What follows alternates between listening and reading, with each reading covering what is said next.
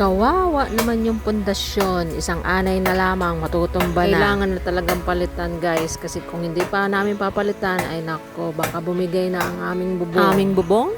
Bubong ng baboy pala. Madali lang naman maghanap dito ng kahoy, guys. Matyaga ka lang talagang maghanap. Kailangan mo lang maging madiskarte.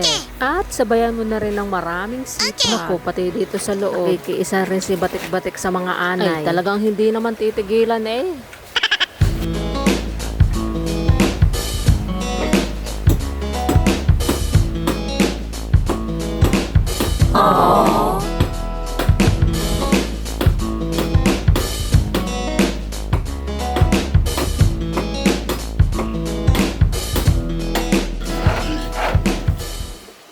Di makapaghintay.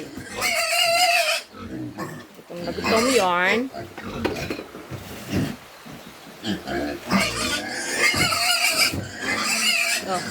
Wala na.